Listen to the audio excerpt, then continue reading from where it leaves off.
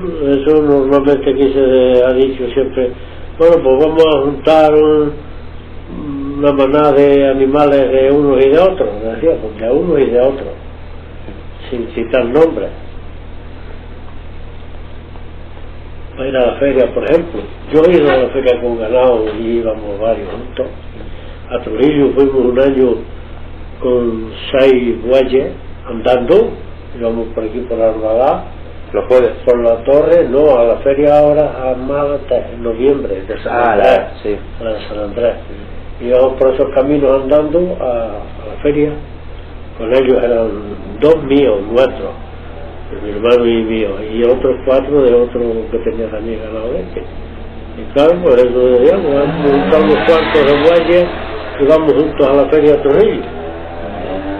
¿Dónde pasa el verano el ganado? Es que el ganado, pues normalmente los empastados, se llaman empastados cerca, los cercones. Pero no se lleva por ahí a otras provincias ni nada de eso. No, aquí no emigramos. ¿Y el invierno? Igual, también. aquí siempre los teníamos en casa. Aquí no se emigraba el ganado, porque aquí los inviernos pues no son crudos, en los veranos. Sí, que aquí no migraba el ganado normalmente. Aquí el ganado que migra son precisamente los de ahí de Sierra de Gredos, de Ávila y Salamanca, que vienen, arriendan por aquí fincas de esas, y entonces los traen de invierno precisamente, y se los llevan de primavera para arriba. ¿Y dónde se mete el pastor?